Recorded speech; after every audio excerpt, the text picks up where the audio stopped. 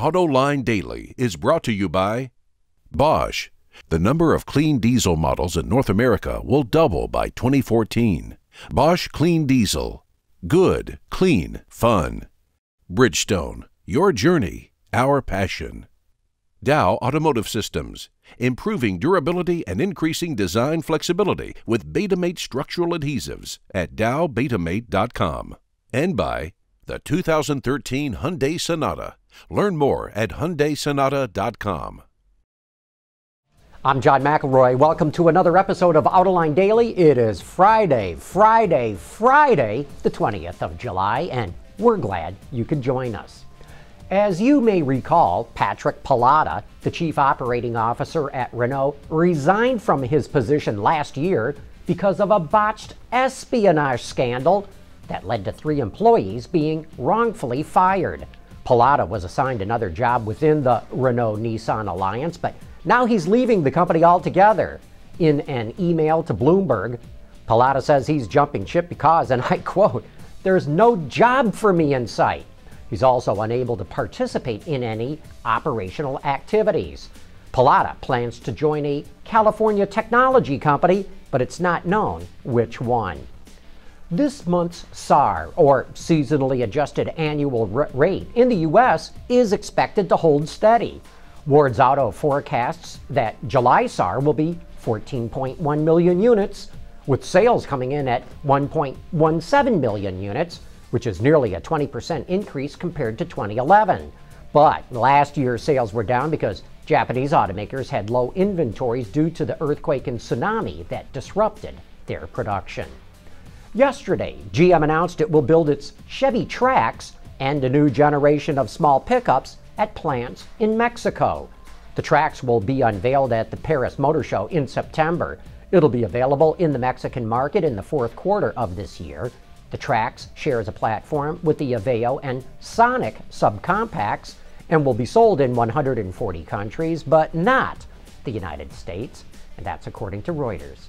For the second time this week, Ford's issuing a recall of its popular Escape small SUV. This time around, the callback is to fix a fuel line on Escapes with the 1.6-liter engine. Those engines can leak fuel, and that obviously could cause a fire.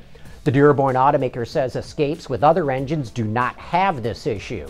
The recall affects 11,500 vehicles in the U.S. and Canada, but only 4,800 of them have been sold to customers. The rest of the recalled Escapes are on dealer lots and can be fixed before they're sold.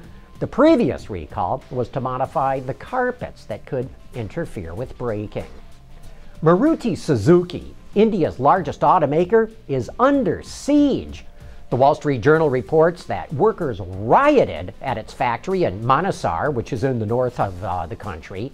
The plant employs about 3,200 people on the assembly line, and it's home to some of the company's most popular models, including the Swift hatchback.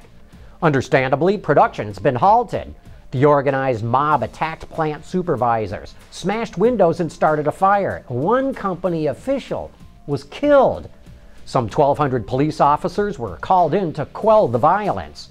Labor issues have been simmering at Maruti Suzuki for at least a year, and it sure is unfortunate over how things are boiling over.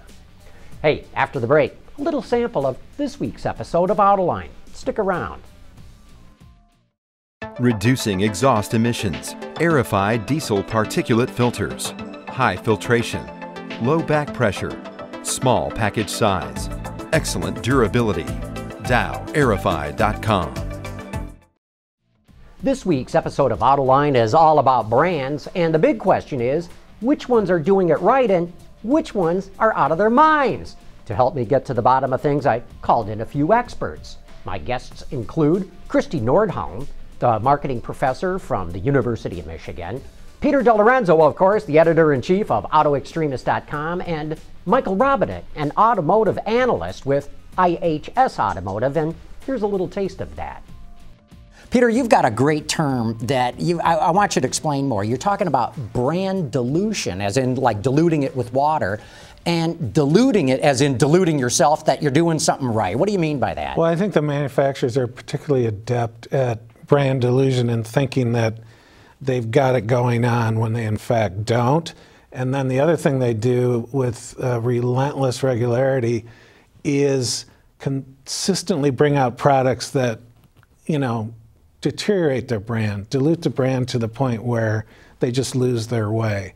And, you know, it's so difficult for these manufacturers to stay on point that it's amazing as many as there are some good ones out there that can stay on point and stay focused. Can you give us some examples? How brave are you? I think, you know, it's easy to say for BMW, they've had some missteps, but clearly they have stayed on point. They were blessed with one of the great ad themes of all time, Ultimate Driving Machine, which has resonated for going on 30 years almost. I think they do it right.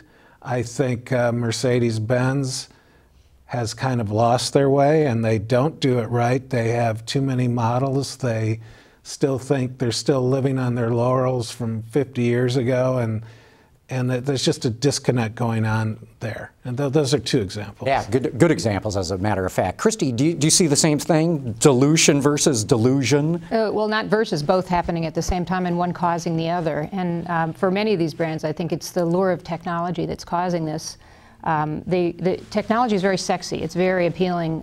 It's lower cost in many ways, and the costs are lowering of adding technology to the car. It doesn't weigh anything in many cases, which is great compared to, for example, leather.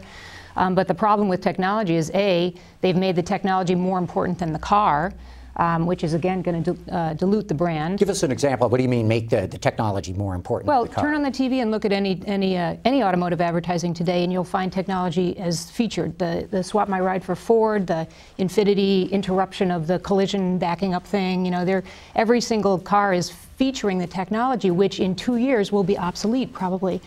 Which has a huge impact on the residual value of the car, which again is going to dilute the brand over time. As always, you can check out the latest episode of Autoline This Week on our website, autoline.tv. Of course, it's always available on YouTube if you prefer to watch it that way, and you can always download it as a podcast so that you can watch or listen to it at your convenience. And that is our wrap for today and the week as well. Thanks for watching. I'll see you back here on Monday.